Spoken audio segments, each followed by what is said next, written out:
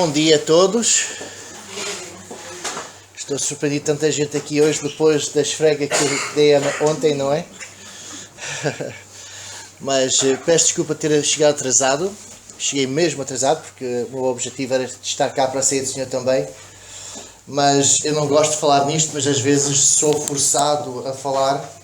Mas eu tenho uma doença, as minhas glândulas suprarrenais não funcionam bem. E então isto rouba-me de energia. E depois de, por exemplo, uma semana de muito stress, de muito trabalho, por exemplo, eu vou viajar amanhã, então o meu corpo não consegue. Então o resultado é que ele força-me a dormir. Então, por exemplo, ontem eu acordei muito tarde, apesar de haver despertador, e quando acordei não tinha energia nenhuma. Hoje já foi melhor, mas também acordei tarde.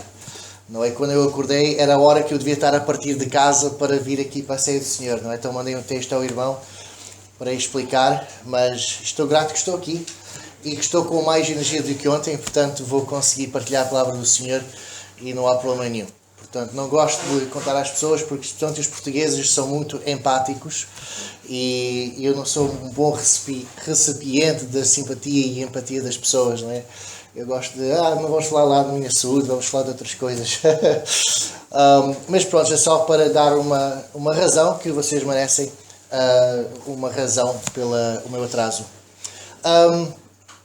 Eu ontem fiquei com algumas coisas na cabeça de que nós falamos ontem e eu, mesmo esta manhã, enquanto estava a aprontar, estava continuamente a pensar nessas coisas e a pensar, eu acho que hoje não vou dar a mensagem que eu tinha planeado. Às vezes o Espírito Santo faz isso, não é? Nós temos uma mensagem muito bem planeada, A, B, C, ponto 1, 2, 3, e depois o Senhor diz, não, quero que faças outra coisa. E então, no caminho para cá, eu tenho uma namorada lá no Canadá, e ela não estava a conseguir dormir, então estava a falar com ela no Skype com o auricular, no caminho para cá, a tecnologia é maravilhosa. Eu disse, olha, já que estamos a falar, importas fazer um pouco de trabalho comigo, não é? Então ela foi escrevendo no e-mail, estava a dizer, olha, estou-me a lembrar deste versículo, quero fazer isso. Então ela escreveu uma minha mensagem, enquanto eu falava, olha, quero aquele versículo tal e tal, e ela lá pôs, então, os meus apontamentos estão aqui. Que ela depois mandou-me um e-mail com tudo o que nós falámos, e eu tenho aqui uma mensagem que foi escrita no caminho para aqui, mais ou menos, pelo menos os versículos, eu sei que o Espírito Santo vai dirigir-me e eu vou dizer as coisas que eu preciso de dizer, não é? Porque é um assunto muito, muito importante e realmente era o que faltava ontem. Era a peça do puzzle que eu acho que não estava lá e que é muito importante. Tocamos um pouco no assunto, mas nós não realmente elaboramos o assunto. Então hoje é a parte 3. É a parte 3, digamos assim. Ou talvez hoje é a parte 1 e as outras foram 2 e 3. Porque esta realmente é a primeira. Oh, muito obrigado. Já ganhaste uma coroa no céu.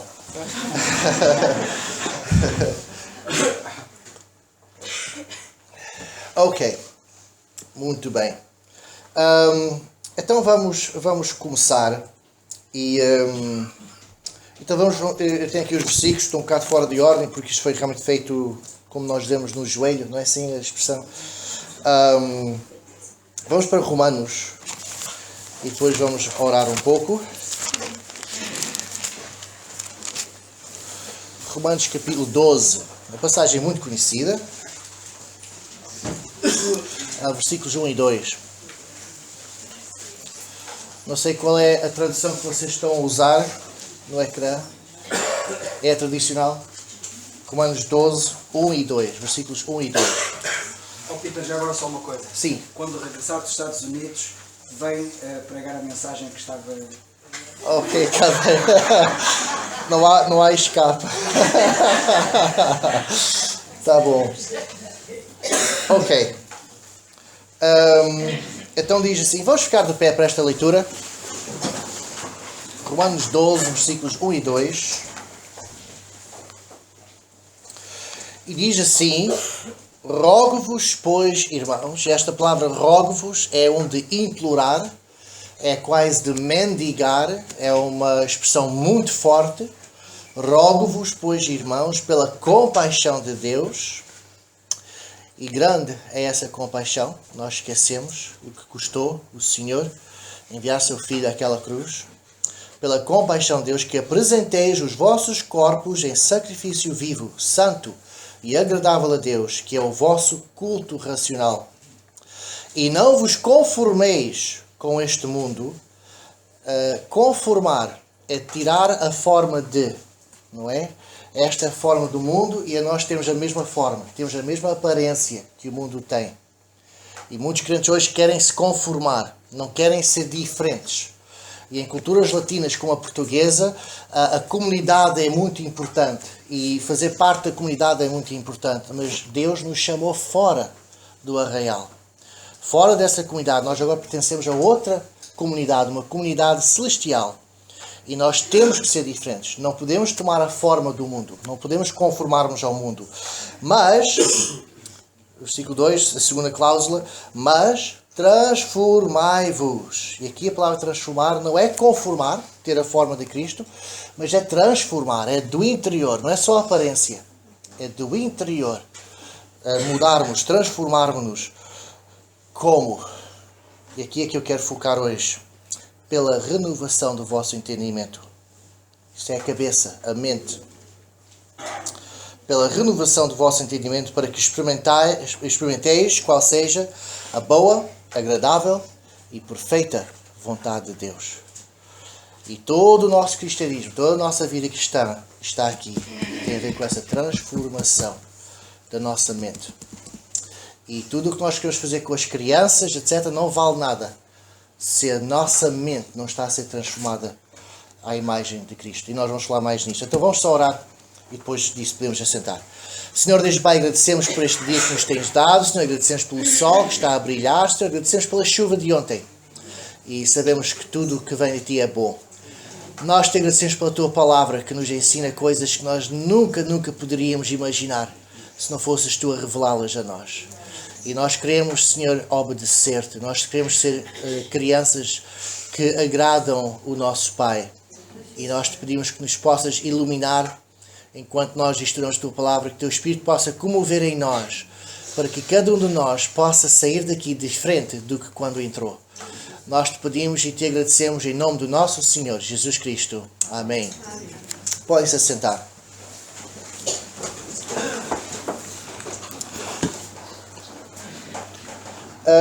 Muito bem, então vamos falar um pouco sobre esta ideia de a nossa mente mudar, o nosso entendimento mudar, a nossa maneira de pensar mudar, a nossa cosmovisão mudar. Eu lembro quando cheguei a Portugal, cosmovisão era a palavra que todos usavam nas conferências, nas igrejas. Cosmovisão isto e cosmovisão aquilo. Muitos falavam nisso, mas depois eu olhava para a vida deles e eu via que eles não tinham uma cosmovisão cristã afinal. Não é? Mas era a palavra-chave, nós temos em inglês o buzzword, não é? A palavra que todos usam agora, não é? E agora já há outra moda, já usam outras palavras, não é? Relevância e não sei o que mais. São modas que pessoas usam e gostam de falar quando não têm mais nada a falar, porque não leem a Bíblia, porque não estudam a Bíblia, porque não vivem a Bíblia. Então andam atrás das modas do evangelicalismo e não estão atrás daquilo que está aqui, que é um tesouro profundo. Pode-se cavar e cavar e cavar e cada vez encontramos diamantes ainda maiores, não é? E então... Explique cosmovisão. Exato, vou explicar cosmovisão. Vem duas palavras, cosmos, que quer dizer universo, ou mundo, e visão, que quer dizer vista, não é? Então a cosmovisão é a forma como se vê o mundo, não é? Nós temos uma maneira de ver o mundo que Deus nos dá, que nós devemos de ver o mundo através dessa maneira, que é a forma como Deus vê o mundo. Ele nos explica que Ele é o Criador, que o homem é pecador, desviou-se de Deus, só através de Cristo podemos voltar a ter este relacionamento com Deus, que Deus é soberano e Ele vai um dia voltar e reinar, que nós devíamos de tentar sermos como Cristo, não é? Etc, etc. Isso é a nossa cosmovisão. Os comunistas têm outra cosmovisão. E muitas pessoas não falas em política no púlpito. Isto não é política. Não, isto não é política. O comunismo é uma religião. Vai-se às reuniões deles, o que é que eles fazem? Eles cantam hinos. Não é verdade? E eles têm uma cosmovisão. E é uma cosmovisão anti-bíblica. Não é? Eles dizem que o ópio do povo é a religião. Eles falam, o sistema comunista é ateu. Eu sei que há crentes que são comunistas, mas isso é uma aberração, porque realmente o comunismo parte do princípio que não há Deus, que o homem está a evoluir, e nessa evolução, okay, o comunismo é uma tentativa de retirar como é que se diz, estruturas humanas que impediram a nossa evolução.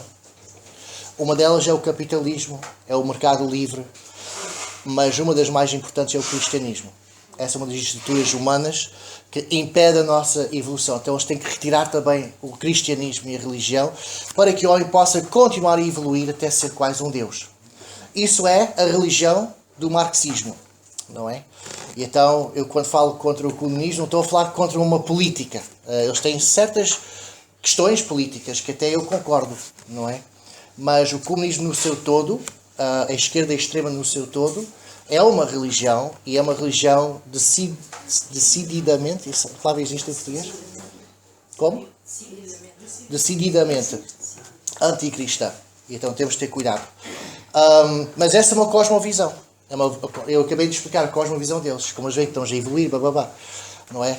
E a Igreja Católica tem uma cosmovisão, os muçulmanos têm uma cosmovisão. É uma forma de ver o mundo.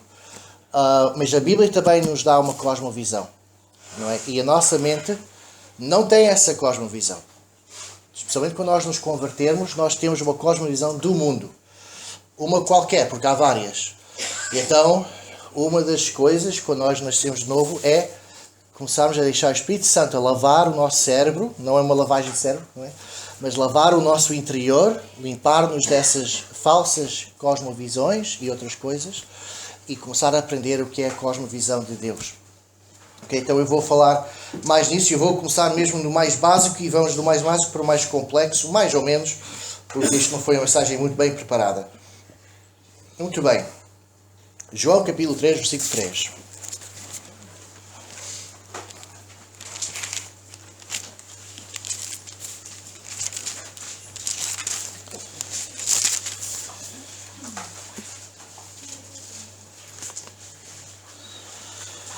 Vamos mesmo para o mais básico. É preciso fazê-lo. De vez em quando é preciso fazê-lo. Ok? Eu estou mesmo cansado. Estou aqui. Ok. João 3:3. Jesus respondeu e disse-lhe: na verdade te digo que aquele que não nascer de novo não pode ver o reino de Deus. Então nós temos aqui o novo nascimento. Não é? Todos aqueles que creem em Cristo Jesus e que confiam nele para a salvação, nesse momento, não é? São nascidos de novo. Experimentam um novo nascimento. Dependendo da pessoa, pode ser uma experiência muito sensacional, muito dramática, e outros nem se apercebem de nada, só sabem que neste momento eu confio no Senhor Jesus Cristo. Depende da pessoa. Uma pessoa que teve uma experiência dramática e muito sensacional não é mais espiritual do que aquele que simplesmente fez uma decisão. O meu pai tem uma experiência que ele conta o seu testemunho que é mesmo muito dramático e interessante. A minha mãe não tem. Ela nem sabe a data, só sabe, olha, entre este mês e este mês daquele ano, a minha maneira de pensar sobre Cristo mudou e eu fui salva, não é? E então cada um tem uma experiência diferente para contar, um não é melhor do que o outro.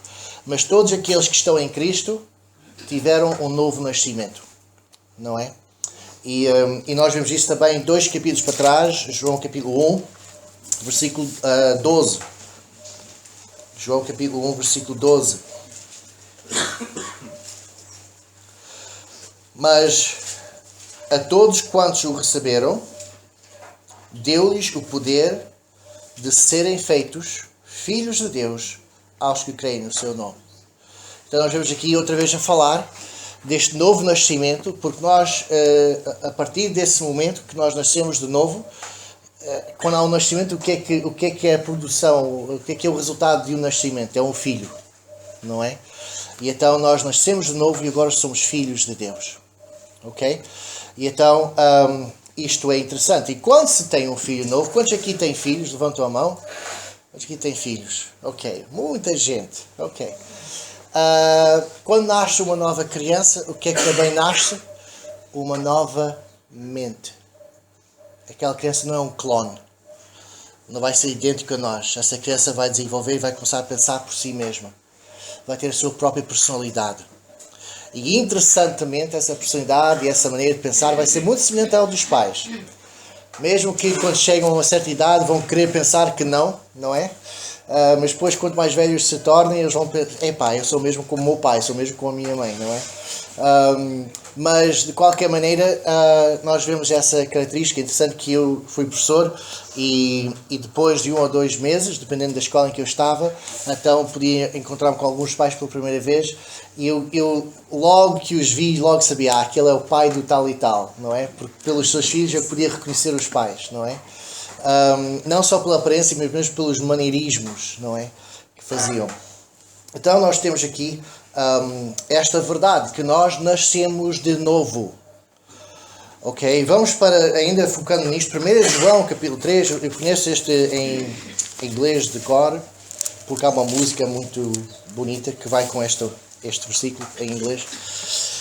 Mas 1 João 3, versículo 1, primeira epístola de João 3, capítulo 1, diz então assim: Vede quão grande caridade ou quão grande amor nos tem concedido o Pai, que fôssemos chamados filhos de Deus. Só até aqui. Vede com grande amor o Pai nos concedeu, ou o Pai nos tem concedido, que fôssemos chamados filhos de Deus. Está a referir outra vez ao novo nascimento. Nós nascemos de novo e agora somos filhos. E filhos de Deus. Não é filhos de qualquer um, mas filhos de Deus. Ok? E os filhos têm semelhanças ao seu pai, não é? Ou deviam de ter. E se são educados pelos seus pais, ao longo do tempo, vão ter semelhanças não só físicas, mas também na maneira de pensar do seu pai. Finalmente vamos para 2 Coríntios, capítulo 5, e eu espero que todos estes versículos que eu estou a mencionar até agora são muito conhecidos pelos irmãos.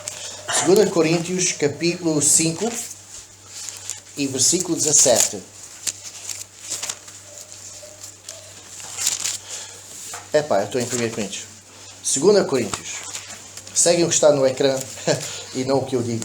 2 Coríntios 5, 17. Então diz assim: Assim, se alguém está em Cristo, nova criatura é, as coisas velhas já passaram, eis que tudo se fez novo. Está a falar do interior, da criatura interior. Ok? Claro, quando alguém nasce novo, a criatura exterior não muda. Nós não vemos uma transformação, as orelhas ficam mais pequenas, o nariz fica maior. Não há nada disso. É uma mudança interior. As coisas velhas passaram. Infelizmente ainda estão cá dentro, mas já passaram. Mas agora houve uma nova coisa que nasceu cá dentro. Um novo eu, um novo homem. Ok? Que o apóstolo Paulo fala, não é? Que dependendo da pessoa também pode ser uma nova mulher, ok? Portanto, novo homem é genérico, está a falar homens e mulheres. Então, esta nova criação, esta nova criatura nasce em nós. E é um bebê nascido de novo. E agora este bebê tem muito que aprender e muito que crescer. E esse bebê é o que vai durar por toda a eternidade. Porque o velho homem vai morrer. Não é? Quando nós tivermos o corpo glorificado, esse velho homem, não é? Parou de existir. E só aquele novo. Então, nós queremos desenvolver este novo bebê, porque este é o que vai ser para toda a eternidade. Portanto, nós fomos nascidos de novo, e com essa nova nascença interior, nós temos uma nova mente, tal como um bebê que nasceu. Uma nova mente que nasceu. E não foi reencarnado, como dizem alguns, é uma nova criatura. É um milagre. Todos vocês que são pais sabem como é esse milagre, não é? É uma maravilha, não é? Há muita gente que volta para Deus depois de terem filhos, porque eles veem o milagre da vida. E então, também quando nós nascemos de novo, algo novo nasce. Um novo bebê, uma nova mente. E agora essa mente tem que ser desenvolvida. Qual é o pai que não quer que o seu filho aprenda a falar, aprenda a pensar, desenvolve, cresce no seu conhecimento, não é? Todos os pais querem que os seus filhos sejam ainda mais inteligentes do que eles próprios conseguiram ser, não é? Mas já mais que acontece nesse novo nascimento. Ok? Então vamos para 1 Coríntios, capítulo 3, versículo 16. 1 Coríntios, capítulo 3, versículo 16.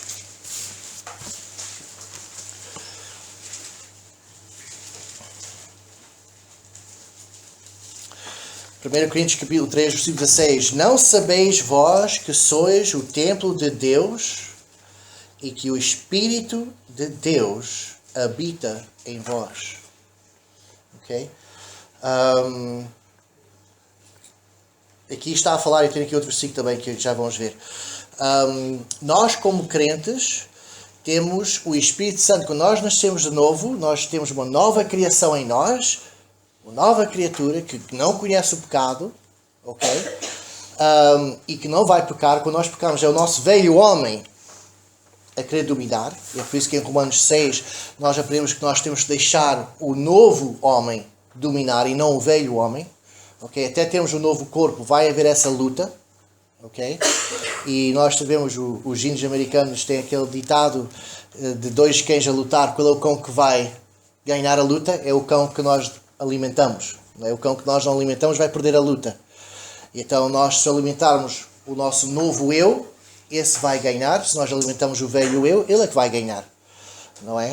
E então o apóstolo Paulo nos encoraja a andar no Espírito e não conforme a carne, não conforme o mundo. Então nós temos essa nova criação, mas para além disso, tal é a magnanimidade de Deus, que Ele também nos deu o Espírito Santo a habitar em nós. Jesus Cristo disse, eu não vos deixo órfãos. Não é? Ele enviou o seu Espírito para estar connosco. Então o Espírito Santo também está em nós, a ajudar esse novo eu a crescer, a desenvolver, a ter uma cosmovisão cristã, bíblica, não é? E esta é uma grande bênção que nós temos, é uma bênção espiritual. Muita gente, hoje em dia, agora, entre as nossas igrejas, agora, há muita coisa sobre o calvinismo, a eleição.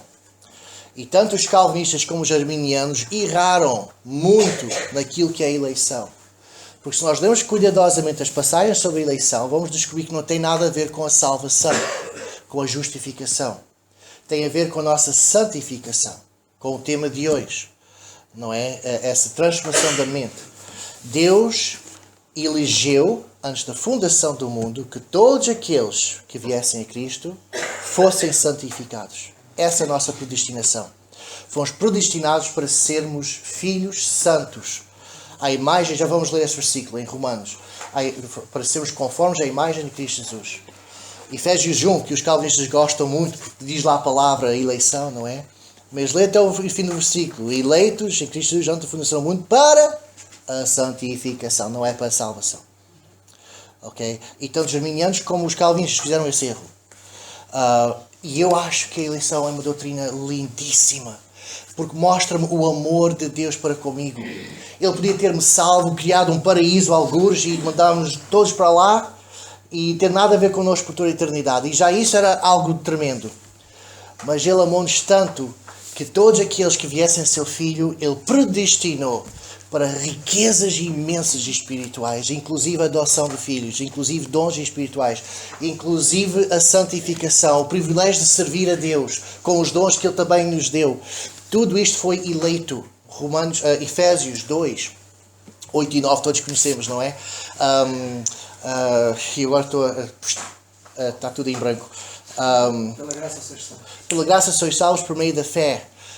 E isto não vem de vós, é dom de Deus, não vem das obras para que ninguém se glorie. Conhecemos tão bem, não é? Mas o versículo 10.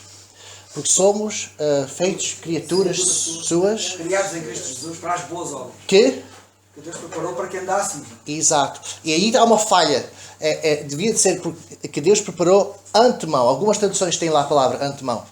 Okay? Que Ele preparou antemão para que andássemos nelas. Essa é a eleição. Essa é a eleição que todos aqueles que estão em Cristo Jesus têm um propósito da vida. Todos vós têm uma missão para cumprir na vossa vida. Deus predestinou isso. Uma vez que vieram a Cristo, Ele predestinou essa coisa para vocês. Ele não predestinou quem ia salvar e quem não ia salvar. Porque esse não é o Deus da Bíblia. Eu não encontro esse Deus na Bíblia. Não é? Esse é um Deus fabricado por um homem que era um ditador cruel em Genebra, por acaso. Que é o único reformador que não tem um testemunho de como se converteu. Martinho Lutero tem, Zwingli tem, etc, etc, etc. Calvino não tem um testemunho de como se converteu. Que é interessante. Não estou a dizer que ele não se converteu, mas acho isso muito interessante. Mas a eleição é uma doutrina que não nos fala da crueldade e frieza de Deus, mas ao contrário fala do seu amor. Ele quis nos dar estas bênçãos espirituais. Ele predestinou que todo aquele que viesse a seu filho tivesse estas coisas todas, que são imensas. Eu fico pasmado com o seu amor, com tudo isto que Ele nos deu. Não é que Ele predestinou para nós que fizéssemos essa decisão tão simples, simplesmente ter fé no seu Filho. Isto é amor imenso. Realmente, 1 João 3,1, vede quão grande amor o Pai nos concedeu a nós. Isso é eleição. A eleição é sobre o amor de Deus. Ele concedeu-nos sermos filhos, nós, pecadores, inimigos dele. E só porque tivemos fé no seu Filho, Ele agora nos considera filhos? Uau! Acho que devemos parar aqui a mensagem e meditar nisto o resto do dia. Não é? É formidável. Então nós temos aqui algo que... Uma dessas coisas que foi predestinado é que todos aqueles que viessem a Ele tivessem também o Espírito Santo a habitar neles. Não é? E então nós vemos esse amor de Deus, porque Ele sabe o quão difícil é viver neste mundo. Então nós temos o poder do Espírito Santo, o poder criador do universo dentro de nós. É por isso que quando eu vejo crentes, supostamente, que estão na vida cristã há décadas e não há mudança, eu começo a duvidar, será que eles são crentes? Só Deus é que sabe. Mas como é que o poder criador que criou o universo não consegue efetuar mudança na vida dessa pessoa? Não é? Qualquer coisa não está bem. Bem, vamos então para outro versículo que fala no Espírito Santo em nós, que é Romanos. Deixa aqui o meu telemóvel vai para stand-by de vez em quando. Romanos 8, versículo 11. Romanos 8, versículo 11.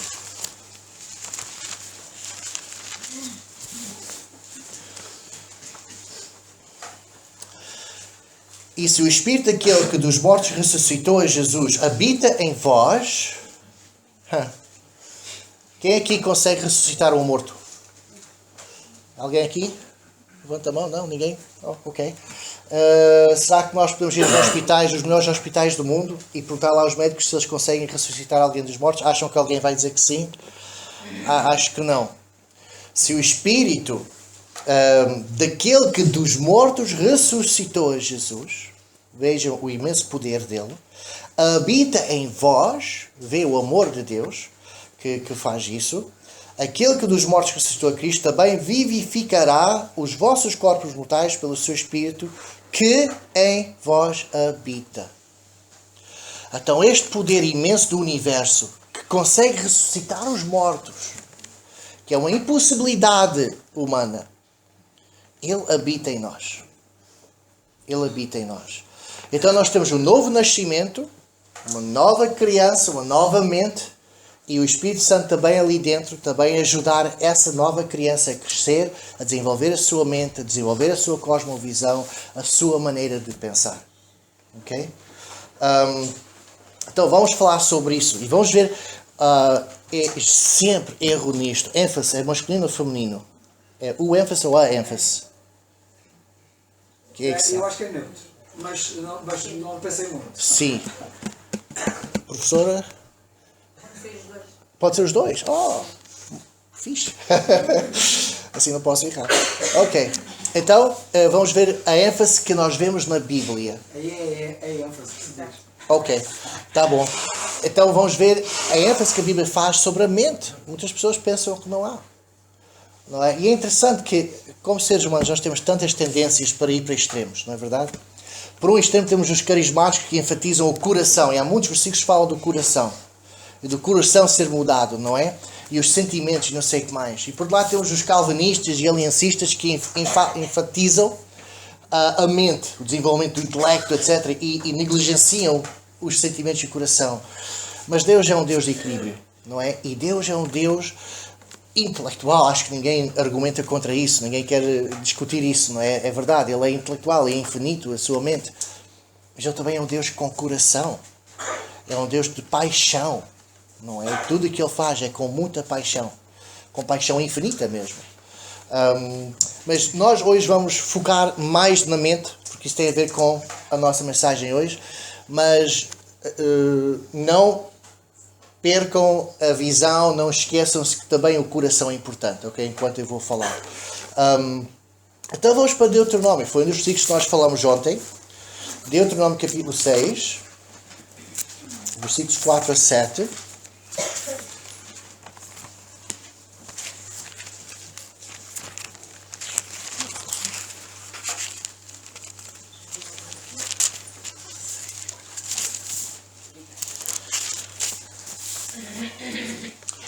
É o versículo mais importante para o judaísmo, o versículo 4.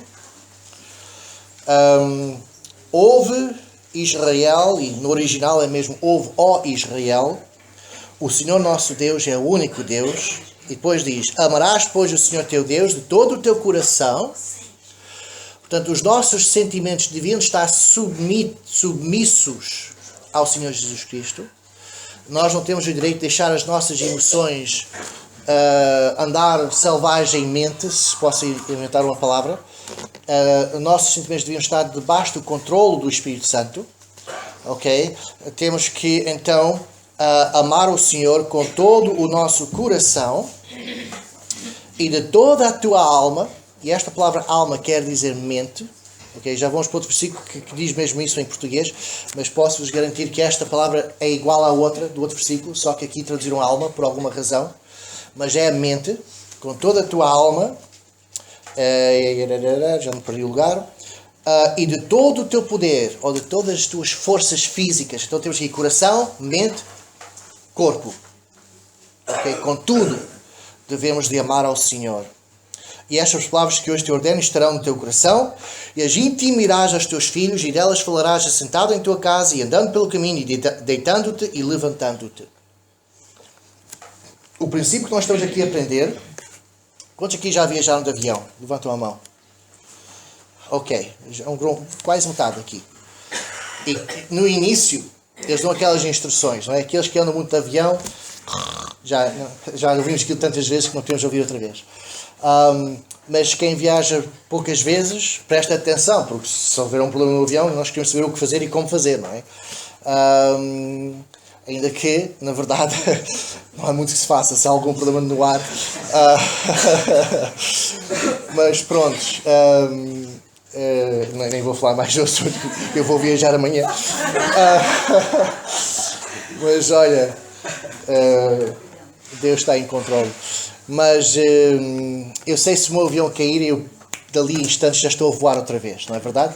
E então, mas uma coisa que eles dizem é para pais que estão com crianças, se houver um problema no avião e a pressão de ar mudar e se o oxigênio escapar, porque o avião voa acima da troposfera. A troposfera é a camada da atmosfera em que nós vivemos, onde ocorre também as tempestades, as nuvens estão na troposfera. Mas os aviões, especialmente para viagens de longa distância, vão para uma estratosfera mais para cima, onde há muito menos pressão de ar e há menos oxigênio. E muitas pessoas não percebem o quão perfeito Deus fez as coisas. É que nós aqui embaixo temos a pressão de ar perfeita para respirarmos, porque os nossos pulmões não são assim muito poderosos, não têm muita força. Então é a pressão de ar que está em cima de nós, aquele peso do ar, que eu sei como é que é no sistema inglês, não sei em métrico, mas é 14 libras por polegada quadrada. Portanto, é 7 quilos por 2 centímetros quadrados, mais ou menos. Ok? 7 quilos por cada 2 centímetros quadrados da nossa mão, nós estamos a receber 7 quilos de pressão. Nós nem sequer nos apercebemos. E essa pressão de ar é o que, quando nós inspiramos, essa pressão de ar é que abre os pulmões e enche-nos com oxigênio. E os pulmões só têm que fazer uma coisa, é só empurrar para dentro para empurrar esse ar para fora, quando nós estamos a expirar. Expirar? Não sei. Ok? Portanto, é interessante que nós quase não temos de fazer trabalho nenhum para respirar. Não é? A pressão de ar já faz metade desse trabalho por nós. Mas quando estamos lá em cima já não há essa pressão de ar. Então é muito mais difícil. De repente os nossos pulmões têm que fazer o que nunca fizeram, que é não só deixar, eles mesmos têm que fazer o esforço para abrir. Por exemplo, quando se sobe montanhas, não é? E há menos pressão de ar, por isso que eles às vezes levam oxigênio com eles, por causa dessa dificuldade. E eu não sei porque é que estou a falar nesse assunto. Sim. Portanto, o que é que eles instroem no avião? Quando houver esse problema, a tendência dos pais é proteger as crianças. E quando caem aquelas máscaras com oxigênio, a tendência dos pais é ajudar as crianças. Mas a instrução que eles dão é não façam isso. Põem primeiro para si mesmos e depois põem nas crianças. E porquê? Porque nestes segundos em que os pais estão a tentar pôr nas crianças, eles podem desmaiar com falta de oxigênio. E depois eles morrem e as crianças morrem. Mas se eles puserem, as crianças podem desmaiar, mas os pais ainda podem pôr a máscara nas crianças e elas vão sobreviver. Então há essa ideia de trata de si mesmo primeiro e depois ajuda os outros, não é? E é o que nós vemos aqui nesta passagem. Isto é muito importante e foi o que faltava ontem, quando estávamos a falar sobre as crianças. É que antes dos pais poderem ajudar as crianças, os pais têm que ajudar a si mesmos espiritualmente. Os pais têm que crescer espiritualmente, se esperam que os seus filhos vão crescer espiritualmente. Os pais têm que andar no Espírito, se querem que os seus filhos andam no Espírito. E em todos os aspectos aqui que nós falamos ontem, o principal é os adultos, os pais e outros. Ok? Então, é o que nós vemos aqui. Amarás, o Senhor está a falar aos adultos primeiro. Amarás, pois, o Senhor teu Deus de todo o teu coração, de toda a tua alma e de todo o teu poder. Os adultos. Depois de fazerem isto, então, versículo 7, e as intimarás, fazeis íntimo aos vossos filhos. Ok? Mas os pais têm que fazer isso primeiro. Ok? E muitos filhos que crescem e abandonam a fé é por causa disso mesmo. Porque os pais dizem uma coisa, mas vivem outra. E o mundo de hoje não tolera a hipocrisia. Jesus Cristo não tolerava a hipocrisia. Quantas vezes ele chamou pessoas religiosas de hipócritas? Não é? Então nós temos que viver o que falamos. Viver o que nós dizemos que acreditamos. E isso é importantíssimo, porque tudo o que nós podemos fazer, colégios evangélicos, escola doméstica, blá, blá, blá, blá, blá, nada vale se os pais não estão a viver no Espírito. Se não estão a ser transformados na sua maneira de pensar. E isto é de muita importância. Deixa-me aqui, este telemóvel está sempre para o stand-by. Está tempo a desligar o ecrã. Vamos para outra passagem que fala nisto com mais precisão. Lucas capítulo 10, 27. Lucas capítulo 10, versículo 27.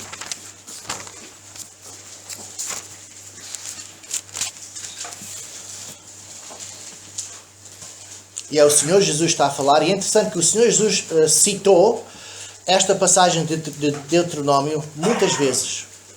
Não é? E então, não só é uma passagem importante para os judeus, também é importante para cristãos, não é? Lucas capítulo 10, versículo 27. E diz assim: e respondendo ele, disse: amarás ao Senhor teu Deus de todo o teu coração. Que pena. Ok. E de toda a tua alma, e de todas as tuas forças, e de todo... Ok, está aqui. E de todo o teu entendimento. E no teu próximo como a ti mesmo. Então nós temos aqui toda a tua alma, que significa mente, mas depois o Senhor enfatiza isso. E de todo o teu entendimento. Também é a mente. Ok? Então aqui nós vemos claramente que a mudança que nós temos, depois de nascermos de novo, tem que ser uma mudança da maneira de pensar. Ok? Da maneira de pensar. E isto é muito, muito importante. Ok? E é uma das coisas que eu acho, estando aqui em Portugal já há 20 anos, que falta na igreja aqui. Eu vejo que a igreja em Portugal parece muito como o mundo. Eu não vejo uma cultura diferente. Nós temos a nossa própria cultura. Uma cultura cristã, uma cultura bíblica. Nós não temos que vestir como o mundo veste. Nós não temos que falar como o mundo fala. Nós não temos que ver as mesmas coisas que o mundo vê. Nós não temos que dizer as mesmas coisas que o mundo diz. E nós não temos que pensar como o mundo pensa. Não é? Muitas vezes estou a falar com crentes e pela conversa estou a perceber que eles têm certas... como é que se diz em português? Não sei como é que é, mas nos Estados Unidos, quando nós fazemos uma licenciatura, fazemos uma meia licenciatura, que tem outro nome, e a minha foi de filosofia. Portanto, eu reconheço as diferentes filosofias que existem. Às vezes estou a falar com crentes e estou a reconhecer certas filosofias que eles aderem sem se aperceberem. Mas essas filosofias... Não, também tenho algumas pós-graduações. Mas lá chama-se o minor. A licenciatura é o major e depois temos o minor, que é quase meia licenciatura. É mais ou menos semelhante ao bacharelato, sim, é semelhante a isso. Ainda que também tenho bacharelatos. Mas, não sei, uma proficiência, não sei bem como traduzir. Mas pronto, não é importante. O que eu estou a dizer é que muitas pessoas têm uma filosofia que não é cristã, não é bíblica, e que estão a segui-la sem se aperceberem disso. O que significa que não estão a deixar o Espírito Santo operar nas suas mentes. Não estão a ler a Palavra de Deus, não estão a estudar a Palavra de Deus, não estão prontos a transformarem-se e não conformarem-se com o mundo. Eu acho que isto é mais difícil em culturas como a portuguesa, que é muito comunidade cêntrico, não é? Quem é diferente é visto mal, não é? Na nossa cultura. Eu sei isso, porque eu vim cá como criança visitar e eu era uma criança um bocado introvertida, um bocado diferente, e eles tratavam como se fosse um atrasado, não é?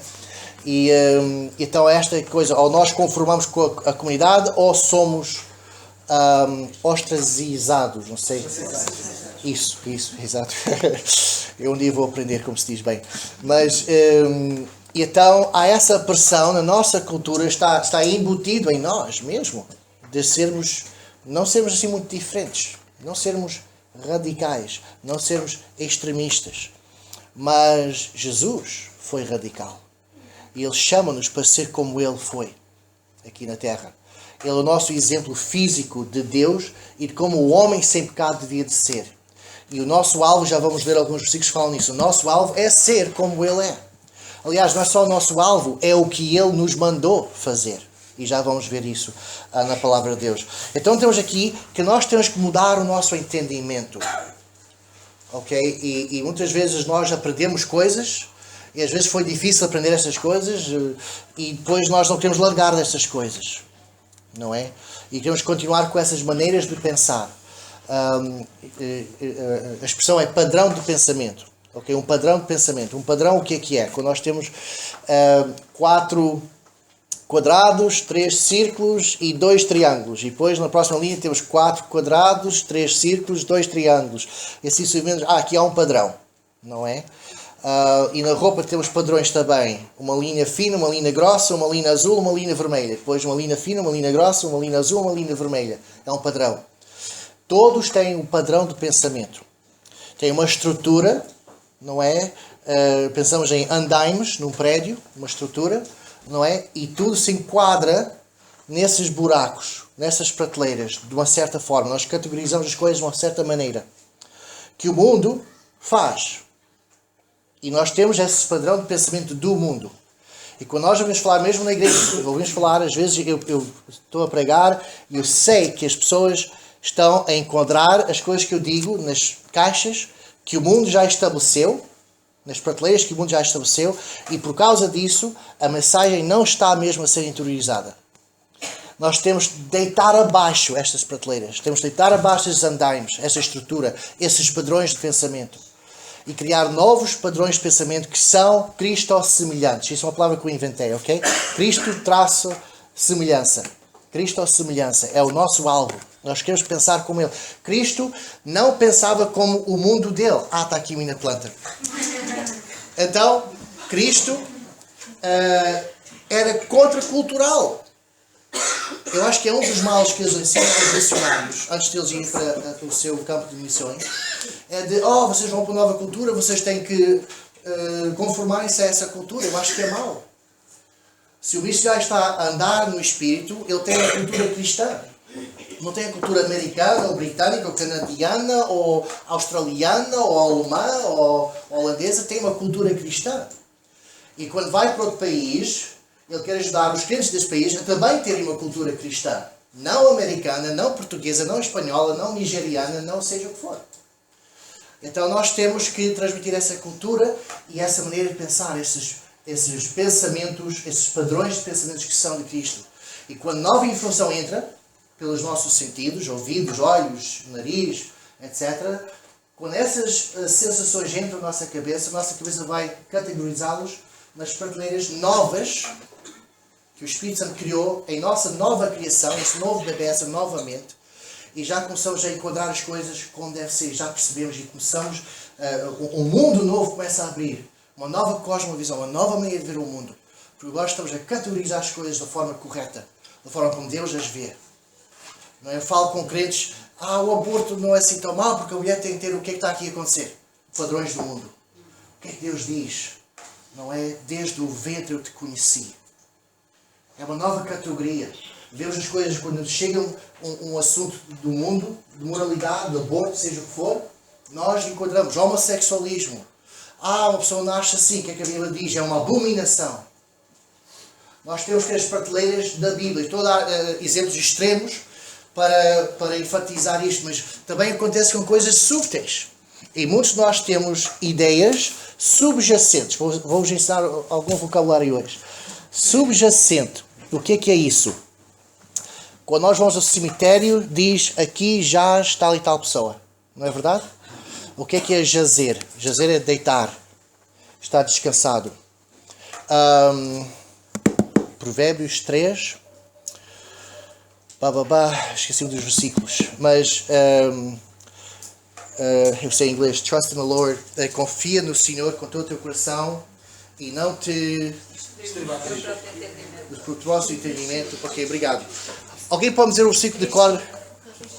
Se faz favor, pode levantar-se e dizer o versículo de cor? Ok. Faltava a bateria, não é? Ele calou-se. Como é que é o versículo? Alguém pode dizer, se faz favor? Os dois versículos, é esse versículo e o seguinte. Provérbios 3:5. Exato, 3:5-7, acho que é. Fixe. Obrigado. Provérbios 3:5. Diz assim: confia no Senhor de todo o teu coração e não te estribes no teu próprio entendimento. Reconhece-o em todos os teus caminhos e Ele endireitará as tuas veredas. Não sejas sábio aos teus próprios olhos, tema ao Senhor e aparta-te do mal. Ok, obrigado. O primeiro versículo outra vez, faz favor. Confia. Versículo 5. Já estou perdido. 3:3, não é? Sim. 3:5. Não, 3:5. Confia no Senhor de todo o teu coração e não te estribes no teu próprio entendimento. Obrigado. Ok, vamos ao hebreu. Confia, essa palavra confiar é deitar, é jazer. Ok, no hebreu. Ou seja, depois que o José, se ele deitasse nesse banco, ele está a confiar completamente nesse banco para segurá-lo a uns 35 centímetros do chão. Não é? Se a ficção científica fosse verdadeira e nós pudéssemos teleportar o banco dali para fora, o que é que acontecia ao irmão? Ele caía para o chão. Não é? Se de repente o banco desaparecesse, ele pula. Porquê? Porque ele deitou-se e confiou todo o seu peso nesse banco. E a palavra aqui, confia do Senhor, é essa, é deitarmos-nos. Ou seja, estamos a pôr toda a nossa confiança sobre Ele. Depois, quando diz a outra palavra, estribe, como é que é? Estribes, uau, que palavra, ok. Não te estribes no teu próprio Estribes, ok. No hebreu, é inclinar. Ok? Assim. Agora, se essa parede desaparecesse, eu ainda conseguia ficar em pé, porque eu não estava a confiar completamente na parede para me segurar. Eu estava só inclinado um pouco na parede e a parede cai, eu posso cair ou posso não. Posso ainda segurar-me. Então, esse versículo está a dizer, confia, põe toda a tua confiança no Senhor. E não inclines nem um pouco, não ponhas nem um pouco de confiança em ti mesmo, no teu entendimento. Estamos a falar da mente hoje, não é verdade? Nem ponhas nem um pouco do teu entendimento em ti mesmo. Okay? Ou não confias nada no teu entendimento. Isto quer dizer que nós temos que ter uma transformação radical, dramática, da nossa maneira de pensar. Ok? Muito, muito diferente. Eu estava a dizer, Jesus era assim. Quantas vezes, todo o seu ministério era contracultural. Porque ele estava a introduzir uma nova maneira de pensar para uma velha maneira de pensar que estava à volta dele. Não é? E muitas coisas que ele disse as pessoas não compreendiam. E muitos até abandonaram-no porque isto é de loucura, isto não compreendo. O apóstolo Paulo propriamente disse que o Evangelho de Cristo é loucura para os gregos, os grandes sábios. Não é verdade? E então nós temos isso. E é aquilo que nós vemos em 10:27, então, é que nós temos que amar o Senhor com todo o nosso entendimento. E isto é muito importante. E isto é difícil. É difícil. Porque nós estamos envoltos de uma cultura que tem os seus padrões de pensamento. E nós temos que abdicarmos disso e orar ao Senhor e ler a sua palavra e pedir ao Senhor: Senhor, eu quero pensar como o teu filho. Ajuda-me a eliminar, a fazer delete a esses padrões de pensamento que são do mundo. Eu quero ser como o teu filho. Ok? Perdi aqui o e-mail. Vamos lá ver se eu consigo voltar. E já estamos aqui. E já está. Ok, desculpem, irmãos. Ok, já passamos isto. Muito bem. Vamos voltar para Romanos capítulo 12, então, versículos 1 e 2. Já está aqui, está no topo da lista aqui de versículos. Romanos 12, versículos 1 e 2. Rogo-vos, pois, irmãos, pela compaixão de Deus, que apresenteis os vossos corpos em sacrifício vivo, santo e agradável a Deus, que é o vosso culto racional. Ok? Portanto, que nós santificamos os nossos corpos. Nós não fazemos as coisas que o mundo faz. Nós tratamos bem no nosso corpo. Nós não estamos a andar em promiscuidade, porque o nosso corpo é o templo do Espírito Santo. Versículo 2. E não vos conformeis com este mundo. É tão fácil. É tão fácil. Os padrões de pensamento já estão lá. A maneira de pensar já está lá. A estrutura já está feita. É só nos adaptarmos a isso e pronto. É tão fácil. Mas a preguiça não é um caráter de Deus e não deve ser um caráter nosso. Exige esforço, exige trabalho para rejeitarmos esses padrões de pensamento e aceitarmos os novos padrões de pensamento que o Espírito Santo vai nos ensinando conforme vamos aprendendo a Bíblia. E o Espírito Santo não nos ensina nada se nós não estamos a aprender a Bíblia. Eu conheço muitos irmãos carismáticos que não leem a Bíblia. E a Bíblia não é pregada nas suas igrejas. Eles não podem crescer. Eles dizem: Deus falou-me. Como é que Ele te falou se há anos não pegas na Bíblia? O Espírito Santo sempre trabalha através da palavra de Deus. Sempre, sempre, sempre. E nós temos que nos mergulhar na palavra de Deus se queremos que o Espírito Santo opere em nós. E começa-nos a ensinar. Então vamos entrar em mais profundidade nesta ideia. A renovação do vosso entendimento. A renovação do vosso entendimento. Sejam honestos consigo mesmos. Até que ponto é que os vossos pensamentos são diferentes desde que nasceram de novo? Até que ponto é que houve esta renovação? Vocês podem, agora mesmo, pensar, refletir um pouco e pensar: ok, eu penso diferente do mundo em isto ou aquilo. E eu já sei que muitos de vocês vão estar a dizer: ok, eu acredito em Deus. E muitos do mundo não acreditam em Deus. Mas muitos do mundo acreditam em Deus. Eu aceitei Jesus Cristo pela fé. Ok, isso é uma nova prateleira que criaram no vosso andaime, digamos assim. Que mais? Eu acredito que nós não devemos andar em imoralidade. Ok, quase todas as religiões também ensinam isso. Em que áreas realmente vocês pensam, veem as coisas diferente do que o mundo? Às vezes pernas para o ar, em comparação com o mundo. Em que formas é que vocês pensam que é radicalmente diferente do mundo? Porque essa maneira de pensar, hoje em dia, pode ser: isto é a norma. Mas sabem, quando Jesus voltar, e vai ser em breve, a norma vai ser a forma como Ele pensa. Não é?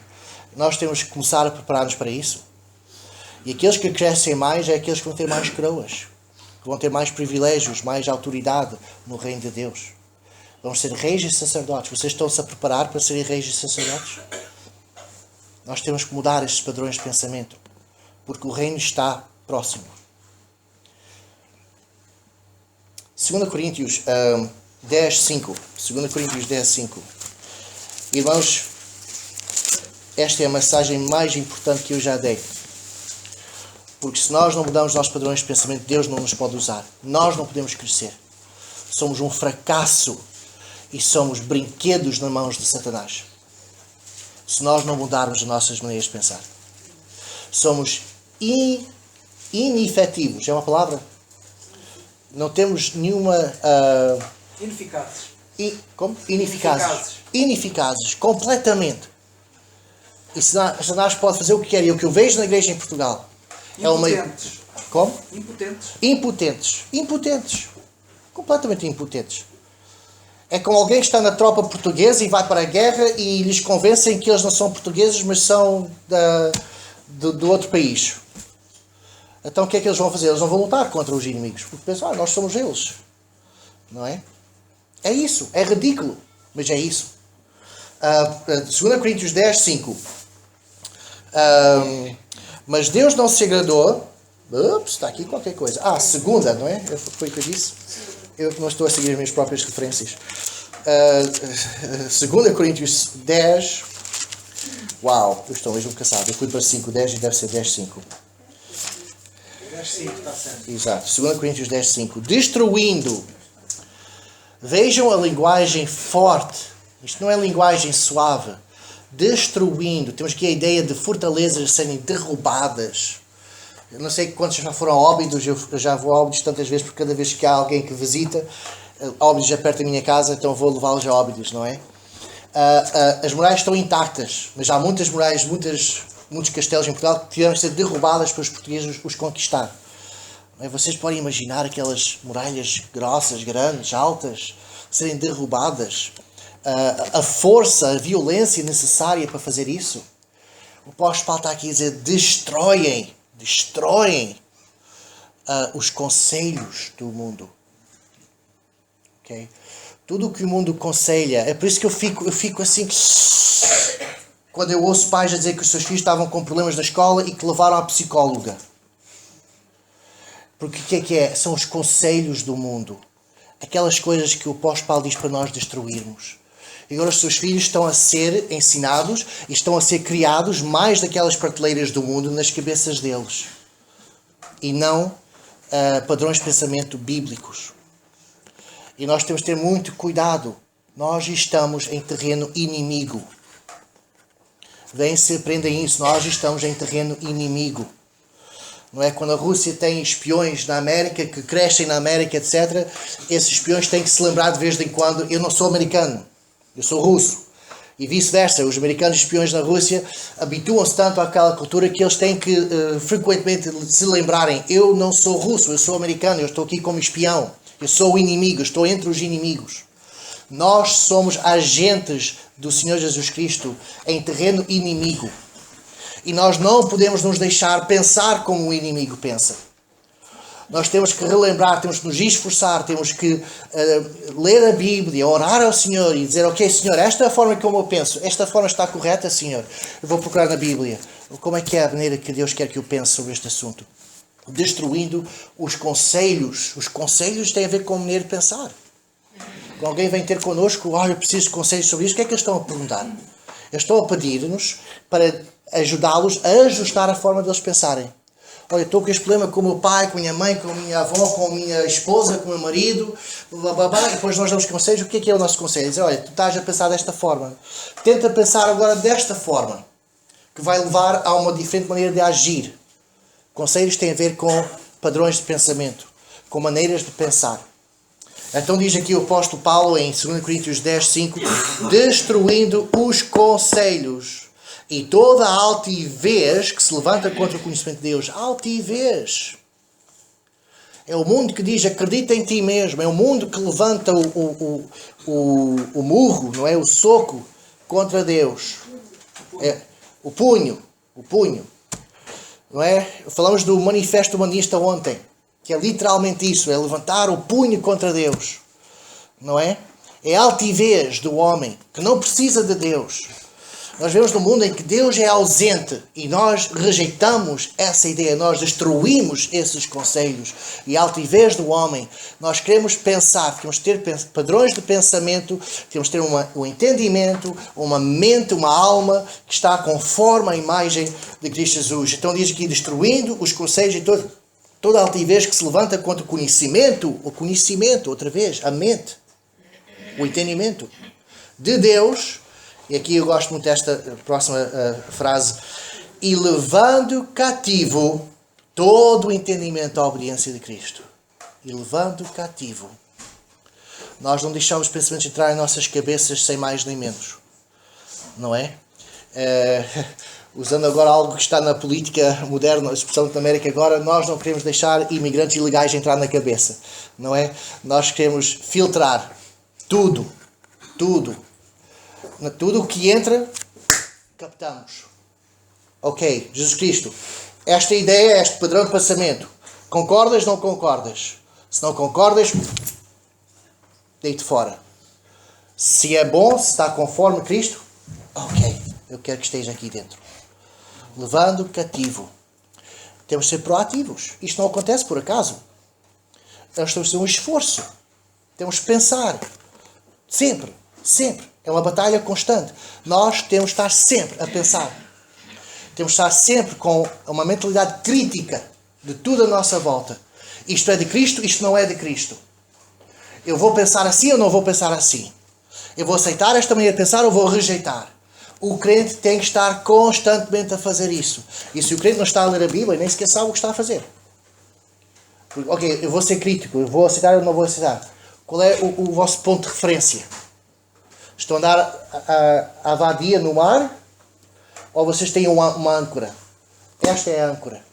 Eu vou comprar isto. Nós falamos do canon das Escrituras. Canon é uma palavra antiga, quer dizer régua.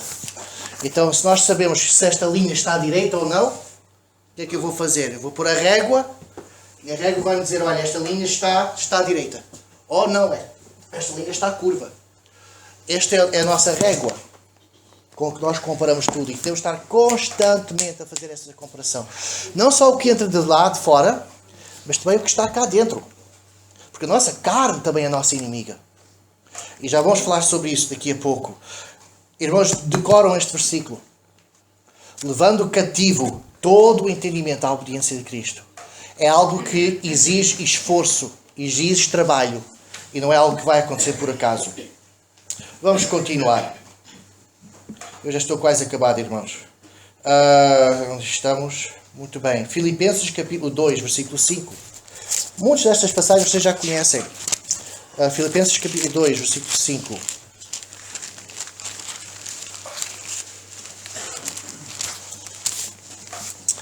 De sorte, e aqui eu tenho pena da tradução, mas pode haver aqui algumas pessoas com outras traduções que talvez estejam mais corretas. Mas Filipenses 2,5 diz, de sorte que haja em vós o mesmo sentimento que houve também em Cristo Jesus. E aqui a palavra no grego não tem nada a ver com sentimento. Eu tenho muita pena que assim é que se traduziu. É entendimento. Aqui. De sorte que haja em vós o mesmo entendimento. Aliás, literalmente é a mesma mente. Literalmente no grego é a mesma mente. Que haja em vós a mesma mente que há em Cristo. É o que está no original.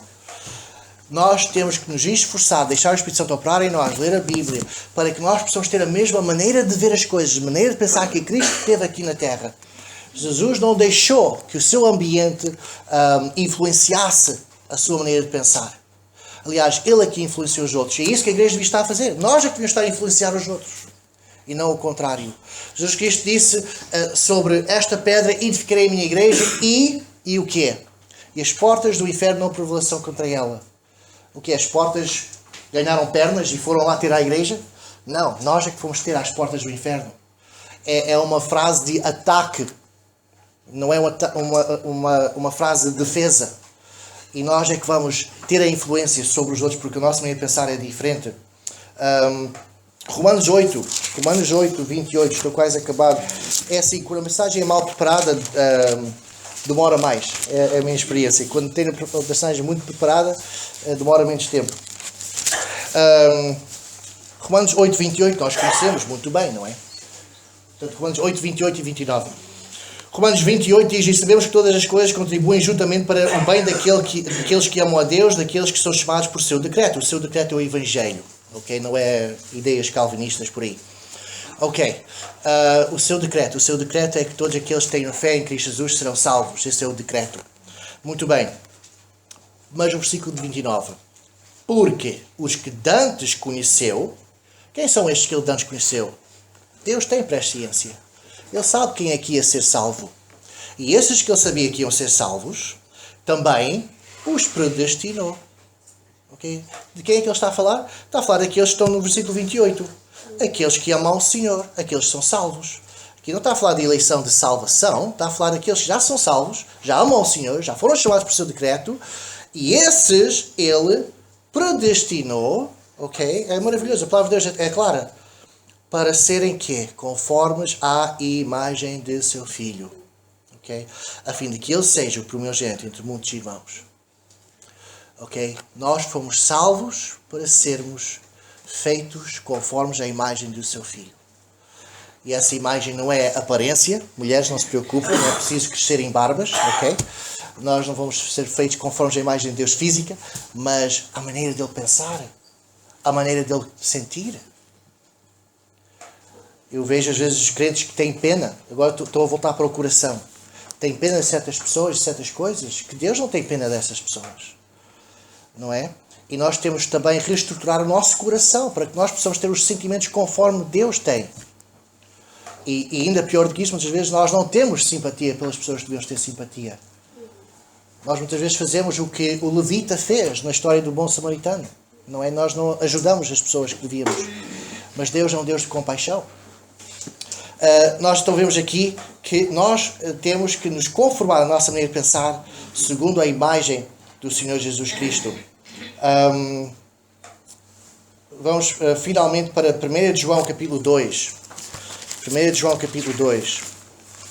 E depois eu vou tentar unir todos os pensamentos em conclusão. 1 de João capítulo 2, versículos 15 a 17. 1 de João capítulo 2, versículos 15 a 17.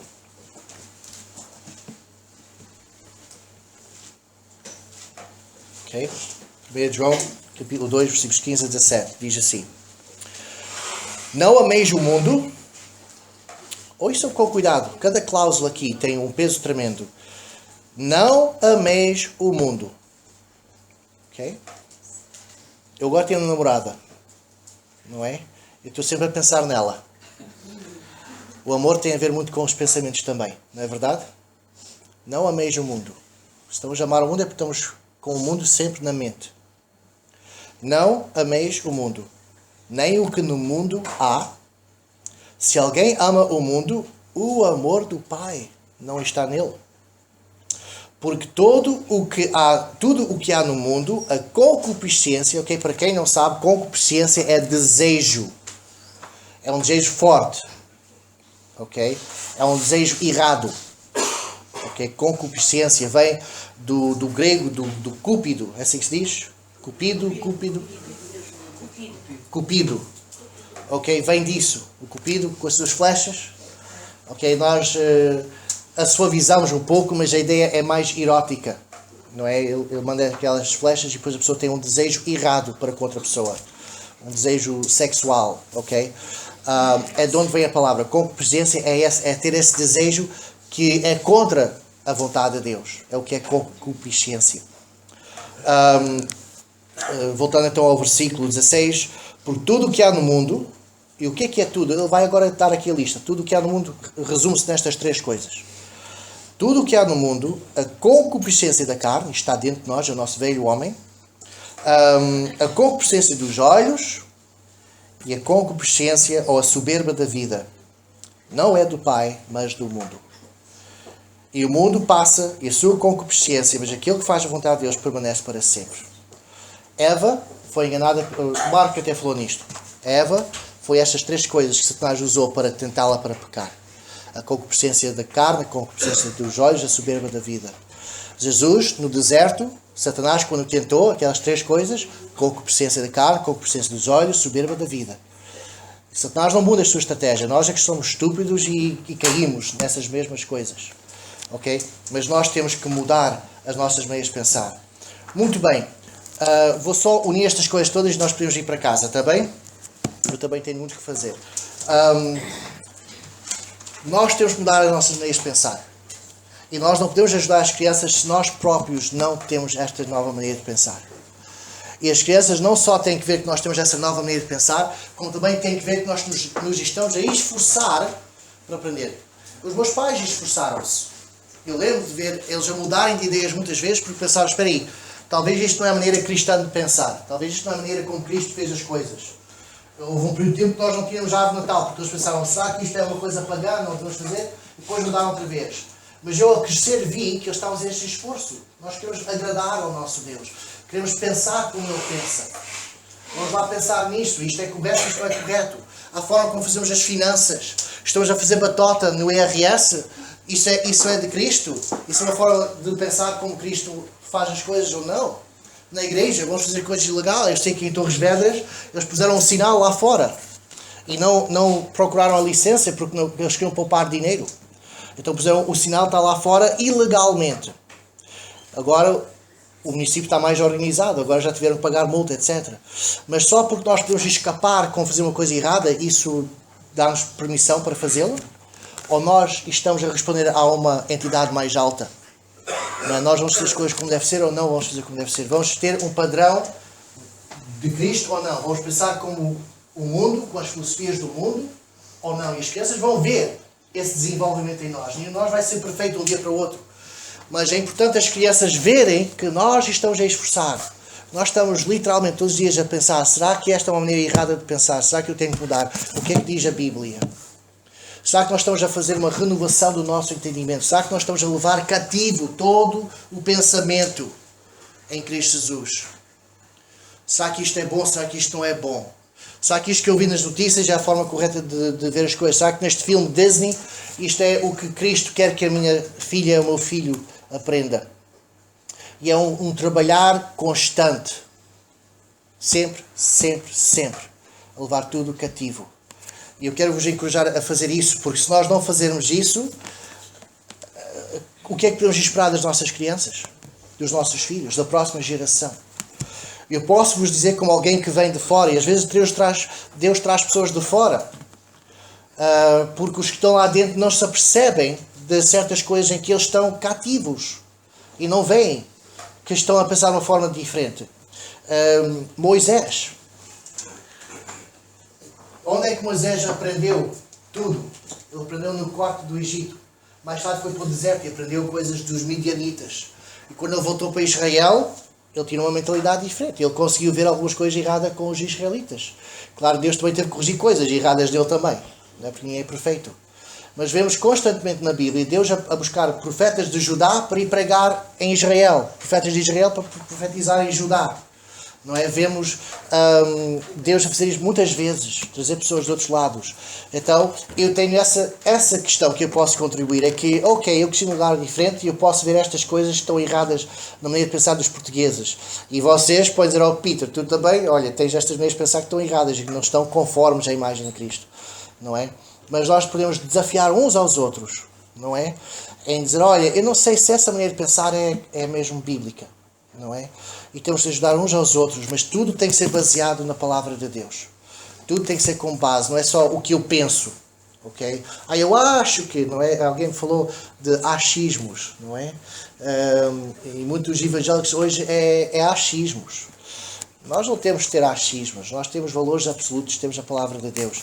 E que o Senhor nos ajude, de dia a dia, a renovar o nosso entendimento. Transformar o nosso interior para sermos mais e mais com Cristo. E quando o fizermos, garanto-vos que Portugal mudará. Porque Deus é poderoso. E esse Espírito que é em nós é aquele Espírito que ressuscitou Jesus Cristo dos mortos. Ele é o Criador do mundo. E a Igreja está ineficaz hoje em Portugal porque a maioria dos crentes não estão a transformar o seu entendimento. E não têm nada para contribuir. Porque são iguais ao mundo. Então que o Senhor abençoe a sua palavra e que Ele nos possa convencer deste pecado, de não esforçarmos para mudar o nosso entendimento, para ser conforme à imagem de Cristo Jesus. Que o Senhor abençoe a sua palavra.